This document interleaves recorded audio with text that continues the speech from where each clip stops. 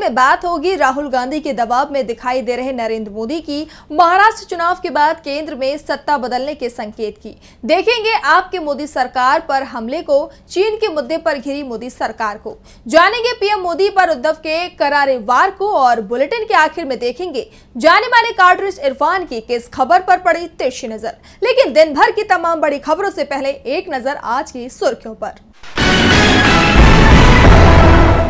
कांग्रेस नेता दीपेंद्र सिंह हुड्डा का बड़ा बयान, कहा कांग्रेस में लगातार लोगों का शामिल होना इस बात का संकेत कि बीजेपी जा रही है और कांग्रेस आ रही है। केंद्रीय वित्त मंत्री निर्मला सीतारमण से बिजनेसमैन की माफी पर सीएम स्टालिन का बयान, बोले वित्त मंत्री ने स्थिति को जैसे संभाला वह शर्मनाक। सपा प्रमुख अखिलेश यादव का बीजेपी पर हमला, कहा बीजेपी सबसे बड़े भूमाफिया के रूप में उभरी है। और रोहतक में 15 सितंबर को होगी सर्व खाप पंचायत, यूपी, हरियाणा और दिल्ली के खाप प्रधान लेंगे हिस्सा, तैयारियों को लेकर हुई बैठक। ये तो थी सुर्खियां। अब बात आज की सबसे बड़ी खबर की। जम्मू कश्मीर और हरियाणा के विधानसभा चुनाव से अभी तक नरेंद्र मोदी दूर दिखाई दे रहे थे, लेकिन आज उन्होंने दोनों ही राज्यों में रैलियां की। लेकिन इस बार पीएम मोदी के अंदर ही आत्मविश्वास हिला हुआ दिखाई दिया। वो कांग्रेस के सवालों का सिर्फ जवाब देते दिखाई दिए, तो कैसे राहुल गांधी और इंडिया गठबंधन के दाव में घिरते दिखाई दे रहे हैं पीएम मोदी, देखिए इस रिपोर्ट में। मेरे साथ बोलिए भारत माता की। इतनी ताकत से बोलिए कि नफरत की दुकान के सारे बोर्ड उखड़ करके रह जाए। ये बयान नरेंद्र मोदी का है, लेकिन मोदी के बयान पर राहुल गांधी का दबाव साफ साफ दिखाई दे रहा है। शायद पहली बार नरेंद्र मोदी नफरत के खिलाफ बोलते दिख रहे हैं। नहीं तो इससे पहले पीएम मोदी शमशान और कब्रिस्तान की बातें खुले मंच से करते थे, नफरत फैलाने वालों को कपड़े से पहचान लेते थे, लेकिन अब वो नफरत के बोर्ड उखाड़ने की बातें कर रहे हैं। जम्मू कश्मीर विधानसभा चुनाव में पीएम मोदी की पहली रैली थी। डोडा में हुई रैली में पीएम मोदी ने नफरत मिटाने की बात की, कांग्रेस और नेशनल कॉन्फ्रेंस के गठबंधन पर हमला बोला। उन्होंने कहा जम्मू कश्मीर का हर आदमी, भले वो किसी मजहब, आस्था या वर्ग का हो, उसके अधिकारों की रक्षा की गारंटी है। पीएम मोदी ने जम्मू कश्मीर पर कांग्रेस, पीडीपी और नेशनल कॉन्फ्रेंस पर परिवारवाद को लेकर भी आरोप लगाए। पीएम के इन आरोपों पर नेशनल कॉन्फ्रेंस के नेता और पूर्व सीएम उमर अब्दुल्ला ने कहा कि पीएम मोदी जम्मू कश्मीर को बर्बाद करने के लिए एनसी, पीडीपी और कांग्रेस को जिम्मेदार ठहरा रहे हैं। पीएम ये भी बता दें कि 2014 के चुनावों के बाद जब बीजेपी पीडीपी के साथ सत्ता में थी, तब पीडीपी खराब क्यों नहीं थी? जब बीजेपी को हमारे समर्थन की जरूरत थी, तब हम जम्मू कश्मीर को चलाने के लिए जिम्मेदार क्यों नहीं थे? जब वाजपेयी चाहते थे कि मैं मंत्री बनूं, तो क्या मैं तब बुरा नहीं था? यानी साफ है कि पीएम मोदी अब दबाव में दिखाई दे रहे हैं। नरेंद्र मोदी मुश्किल में दिख रहे हैं, तो आने वाला समय उनके लिए और भी ज्यादा परेशानियां लेकर आने वाला है। महाराष्ट्र के पूर्व सीएम और कांग्रेस के दिग्गज नेता पृथ्वीराज चव्हाण ने मोदी सरकार को लेकर बड़ा दावा कर दिया है। उन्होंने कहा कि मोदी सरकार का हाल भी वाजपेयी की सरकार जैसा होगा। और क्या कहा उन्होंने, देखिए इस रिपोर्ट में। महाराष्ट्र में चुनावी सरगर्मियां तेज हैं। हालांकि अभी तक विधानसभा चुनाव की तारीखों का ऐलान नहीं हुआ है। तो इस बीच महाराष्ट्र के पूर्व सीएम और कांग्रेस के दिग्गज नेता पृथ्वीराज चव्हाण ने मोदी सरकार को लेकर बड़ा दावा किया है। यहां तक कि ये भी कह दिया है कि केंद्र में पीएम मोदी की कुर्सी डामाडोल हो जाएगी। चव्हाण ने कहा कि इस साल के आखिरी में महाराष्ट्र और झारखंड में भी विधानसभा चुनाव होंगे। संभावना है कि 26 नवंबर से पहले दोनों ही राज्यों में चुनाव का काम पूरा हो जाएगा। महाराष्ट्र में बीजेपी की हार तय है। यहाँ महाविकास अघाड़ी गठबंधन की सरकार बनेगी और जैसे ही महाराष्ट्र में एनडीए की सरकार जाएगी, इसका असर दिल्ली की सरकार पर भी दिखाई देगा। महाराष्ट्र एनडीए के हाथ से जाएगा तो नीतीश कुमार और चंद्रबाबू नायडू मोदी के साथ खेल कर देंगे। जैसे अटल बिहारी वाजपेयी की सरकार 13 महीनों में गिर गई थी, वैसे ही नरेंद्र मोदी की सरकार भी गिर जाएगी। कांग्रेस नेता ने साफ संकेत दे दिए हैं कि नायडू और नीतीश दोनों ही कांग्रेस हाईकमान के संपर्क में है।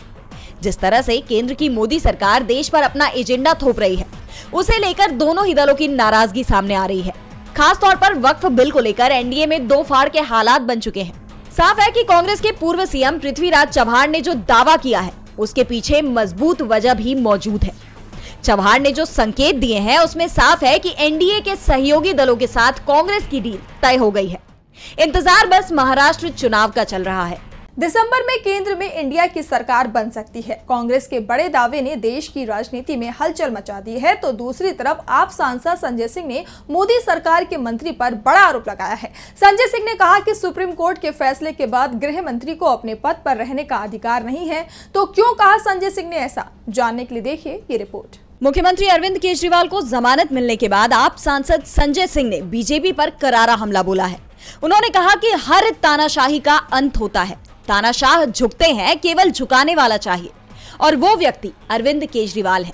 वहीं गृह मंत्री अमित शाह पर आरोप लगाते हुए उन्होंने कहा, सीबीआई अमित शाह के पिंजरे में कैद है।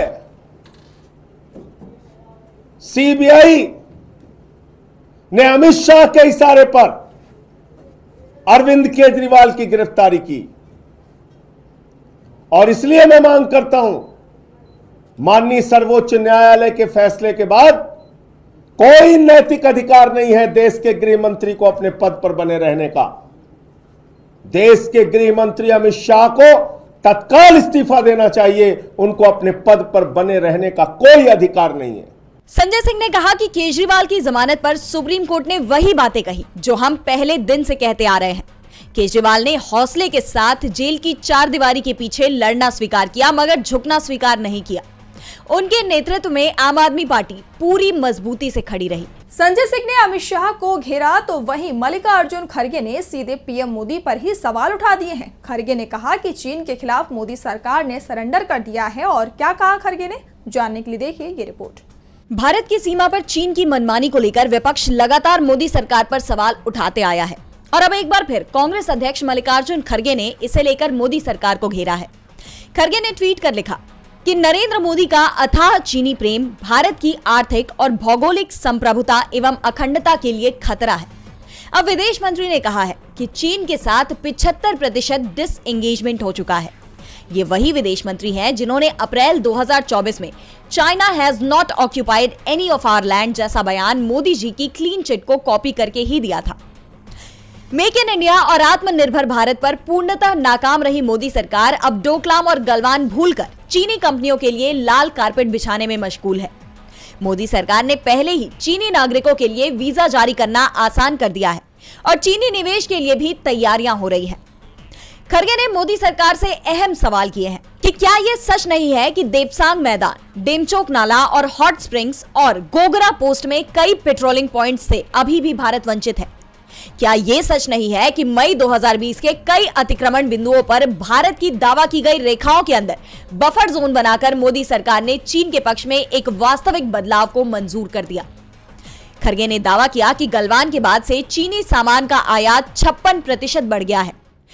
ऐप बैन करना तो दिखावा था, मोदी सरकार अब खुलकर चीनी निवेश की पैरवी कर रही है। मोदी का चीनी लगाव देश के लिए हानिकारक है। खड़गे ने जहां चीन के मुद्दे पर मोदी सरकार को घेरा है, तो वहीं शिवसेना यूबीटी के चीफ उद्धव ने मणिपुर के मुद्दे पर पीएम मोदी को घेरा है। उद्धव ने कहा कि मोदी सरकार रूस यूक्रेन युद्ध रोकने के लिए कबूतर उड़ा रही है, लेकिन मणिपुर की हिंसा पर मोदी सरकार ने चुप्पी साधी हुई है। महाराष्ट्र में विधानसभा चुनाव से पहले सियासी सरगर्मी तेज है। ऐसे में शिवसेना यूबीटी के चीफ उद्धव ने पीएम मोदी और एनडीए सरकार पर तीखा हमला बोला है। सामना में लिखे लेख में उद्धव ने मोदी सरकार की मानसिकता पर ही सवाल उठा दिए। ठाकरे ने कहा कि मोदी सरकार रूस यूक्रेन युद्ध रोकने के लिए कबूतर उड़ा रही है, जबकि नॉर्थ ईस्ट के मणिपुर में हिंसा फिर से भड़क उठी है। वहां हिंसा पर मोदी सरकार के मुंह में दही जमी है। सामना के मुताबिक मणिपुर में पिछले 8 दिनों में वहां दोबारा भड़की हिंसा में 8 लोगों की जान चली गई। अब छात्र भी सड़कों पर उतर आए। छात्रों के इस आक्रोश को देखकर मणिपुर के राज्यपाल लक्ष्मण प्रसाद आचार्य मणिपुर छोड़कर सीधे असम की राजधानी गुवाहाटी पहुंच गए। पिछले 1.5 साल में म्यांमार बॉर्डर पर ये राज्य जातीय हिंसा से जूझ रहा है। इस हिंसा में अब तक 200 से ज्यादा लोगों की जान जा चुकी है। केंद्र सरकार ने मणिपुर की जनता को बीजेपी के सीएम बीरेन्द्र सिंह और मणिपुर से भागकर असम पहुंचे राज्यपाल लक्ष्मण प्रसाद आचार्य के हवाले कर दिया। सामना के जरिए पीएम मोदी पर निशाना साधते हुए कहा गया कि पीएम मोदी के पास पुतिन और जेलेंस्की से मिलने का समय है, लेकिन 1.5 साल से अशांत मणिपुर के आम लोगों से मिलने का उनके पास वक्त नहीं है। बार बार हिंसा की चपेट में आने वाला मणिपुर केंद्र की मोदी सरकार की लापरवाही का पाप है, जिसके बाद से केंद्र सरकार और पीएम मोदी पर सवाल खड़े हो रहे हैं। सवाल ये भी है कि आखिर पीएम मोदी मणिपुर कब जाएंगे। पीएम मोदी मणिपुर के मुद्दे पर बुरी तरह से घिरे नजर आ रहे हैं, तो दूसरी तरफ कोलकाता में प्रदर्शन कर रहे डॉक्टरों के प्रदर्शन के चलते बुरी तरह से घिरी ममता बनर्जी अब प्रदर्शनकारी डॉक्टरों के बीच में ही पहुंच गई हैं। ममता ने डॉक्टरों के प्रदर्शन का समर्थन भी कर दिया है, तो डॉक्टरों से क्या कहा ममता ने, देखिए इस रिपोर्ट में। कोलकाता के आरजीकर अस्पताल में श्रेणी डॉक्टर के साथ हुए अनाचार के विरोध में जूनियर डॉक्टर्स का प्रदर्शन अभी भी जारी है। इस बीच शनिवार को पश्चिम बंगाल की मुख्यमंत्री ममता बनर्जी प्रदर्शन कर रहे जूनियर डॉक्टरों से मिलने पहुंची। इस दौरान सीएम ममता ने कहा, मैं मुख्यमंत्री नहीं बल्कि आपकी दीदी बनकर आपसे मिलने आई हूँ। मेरा पद नहीं, लोगों का पद बड़ा है। आप काम पर लौटिए, मैं मांगों पर विचार करूंगी। सीबीआई से कहूंगी कि दोषियों को कड़ी से कड़ी सजा दी जाए। मैं आपके प्रदर्शन को सलाम करती हूँ, आपके साथ अन्याय नहीं होने दूंगी। इसी के साथ सीएम ममता ने कहा कि आपका दर्द मेरा दर्द है, मैं आपके साथ हूँ। प्रदर्शन करना आपका हक है, आपके खिलाफ कोई कार्रवाई नहीं होगी। मैं यहाँ सिर्फ आपके दर्द को साझा करने के लिए आई हूँ।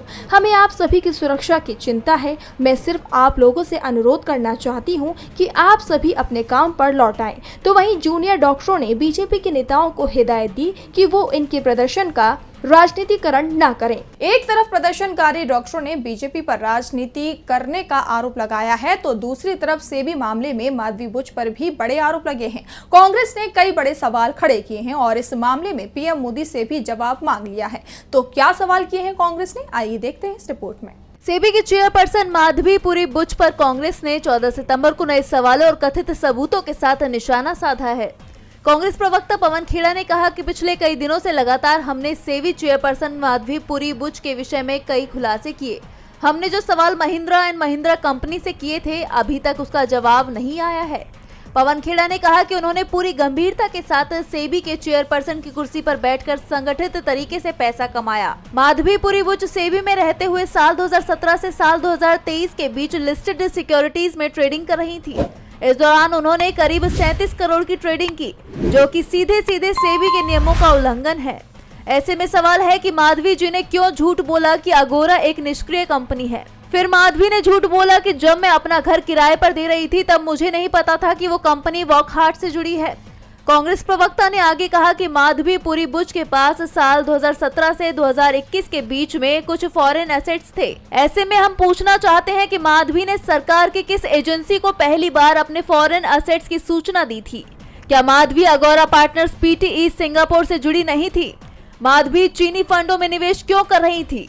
क्या पीएम मोदी को ये पता है कि सेबी चेयरपर्सन लिस्टेड कंपनियों में ट्रेडिंग कर रही थी? अगर हाँ, तो पीएम उस पर क्या एक्शन लेंगे? कांग्रेस ने सेबी चेयरपर्सन पर सवाल उठाते हुए सीधे प्रधानमंत्री से जवाब की मांग की है। और बुलेटिन के आखिर में देखेंगे जाने माने कार्टूनिस्ट इरफान की किस खबर पर पड़ी तिरछी नजर।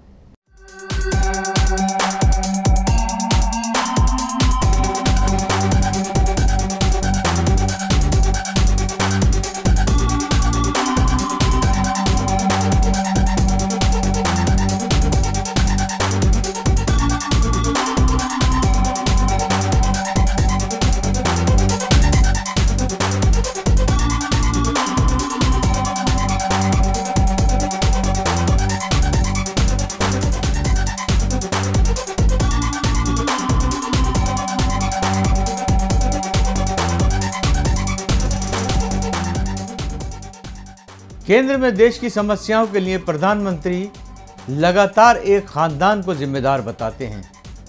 अब कश्मीर में कह रहे हैं कि कश्मीर को बर्बाद करने वाले 3 खानदान हैं, मगर कहने वाले तो ये भी कहते हैं कि कश्मीर को खानदानों ने नहीं, सिर्फ 2 लोगों ने बर्बाद किया है।